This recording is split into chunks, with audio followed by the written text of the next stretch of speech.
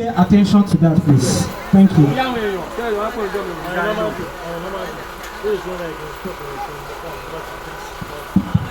Good morning, parents. Good afternoon, parents, once again. Good afternoon. I hope you can all hear me. Very well, very, very well. Okay. We just want to quickly look at how to be involved as a parent. And before I go into what I have to say, I would like to thank the director of the school and also the administrator for giving me this opportunity to speak with us on this important topic. It's a very important topic because it has to do with our children, and we know that there's nothing related to our children that is unimportant. So, and that's why I've been called here to speak with us on this topic. And I also think, as a teacher and also a parent myself, I kind of have the authority to speak on this topic because I've been on both ends of the rope, and I know what it is as a teacher and what it is as a parent to help our children become who we want them to be. First, I would like to explain the concept of parental involvement. Now, parental involvement simply means all the supportive role we play as parents in helping our children attain the height we want them to attain in education, in life, in everything. And what are those things that we need to do? There are so many things we need to do in this aspect. One of them is in the area of assignment. Encouraging them in their assignment. Now, we are not asking you to teach them. Number 1 is 2, write 2. Number 1 is 5, write 5. Or you read for them, Obi is a girl, Obi is a boy. No, we are not asking you to do that. We are asking you to encourage them. Okay, you have brought home this assignment. What did your teacher teach you? How has your teacher explained this to you? Okay, if your teacher taught you this way, now go ahead and do it. Allow them to do it first. Don't do it for them. Because it's like a feedback for the teacher to know if that child really understands. Now, if as a parent you do the assignment for the child and the child takes it to school the following day and scores 10 over 10, to the teacher, oh, my work is done because this child totally understands. Meanwhile, it wasn't done by the child. And there's going to be a big problem at the end of the day. But if the child comes back, scores 7 over 10, even 5 over 10, the teacher knows that, oh, this child understands part of it, but does not understand the other part. I still need to explain more. So that helps the child learn better, become better in what they are doing. Now the second one is in coming to school to attend events. You know, that just like it was mentioned earlier when the director was speaking. He said mommies are here, but daddies are not here. Now this is not just the work of mommies. After all, mommies didn't give birth to these children themselves, did they? They are not younger siblings of Jesus. So even Jesus had an earthly father. So daddies also should be involved in the education of these children. They shouldn't just leave it to the mommies alone to do. Now, another thing that we can also do to support these children is having close rapport with the teachers, with the school. Work hand in hand with the school. Work together with the teacher. If there's anything you're not getting or you don't understand, you can always ask the teacher. Call the teacher. Oh, excuse me, please. There's something I don't understand here. What do you expect from this child? You feel free to ask for the expectations. Feel free to ask for what that child is expected to learn in that class. So you know how to follow suit. So you know how to give your maximum support to the school on that basis. Now, why are we encouraging parental support? Why is the school always emphasizing on parental involvement in the child's education? The first thing is academic achievement. When you see children that have the support of their parents, they will always do well, do better than the children that don't have support from home. That has nothing to do with whether the school is teaching well or not. Even if the school is teaching so well, the children will do well, yes. But you see the children that have parental support, they will always exceed the normal bar that has been raised. They will always, and that's why you see them, they are high flyers. They're always doing better, way better than the children that don't have support from home. That's one. The next one is positive attitude and behavior. When a child has solid parental support, that child will behave well in school. You see some children, they come to school and they act unruly. If you go to the home front, you will notice that there was actually no support from home. But a child that knows that if he or she messes up, the teacher is going to call the mommy or the daddy, and the daddy is going to, or the mommy are going to really scold him or her, and that child will not want to mess up. And that's why we should always be involved. But when a child knows that, oh, there's nobody to talk to me, there's nobody to scold me, then no matter what the teacher does, it seems as if the teacher is not doing anything.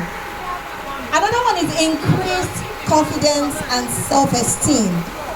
When we support our children from home, it helps them to build increased confidence. It helps them to build increased confidence. It helps them to be more confident. You see some children came out the other time and they were speaking out so boldly and they were not afraid of the crowd. It's because look at the home front. They have support from home. Probably some of the things the teacher taught them at school sent to the parents also. Mommy, daddy, please help us make sure this child learns this thing.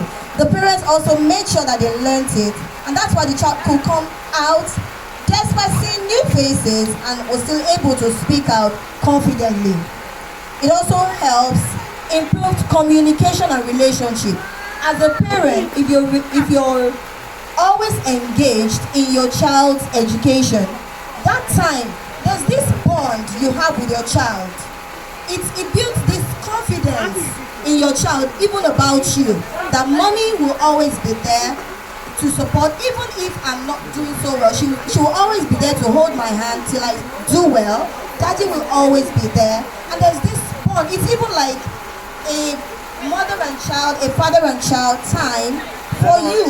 That time you're sitting with your child, you're able to talk about, okay, what did you learn at school? How did your teacher teach you? The child is able to tell you. That time is an important time that you build relationship with your child. Now, it also encourages the children, their future success and their well-being. When you are involved in their education, they understand that, oh, mommy and daddy are interested in my future. They are interested in my well-being, and because of that, you will not see children with high parental support joining bad gangs. You won't see. This is not just hearsay. It's something research has done. It's thoroughly researched, and it's been found out that children with high parental participation, they don't join bad gangs because they have this close relationship with their parents, and even when evil communication comes around, they already discussed it with their parents, and the parents are able to guide them aright. They will not be involved in drug abuse. They will not be involved in yahoo. So all these things, they are things that we need to understand, that when the school is encouraging us to participate in the education of our children, they are not doing that because they want to stress us. Actually, they are doing that because they want the best for our children and for us also.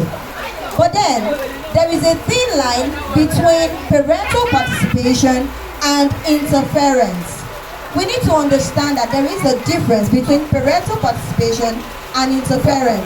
In as much as we want you to participate, the moment you cross into interference, all the positive things I've stated earlier won't be gotten. You won't get that positive result, because this time around you're not more participating, but you're now interfering.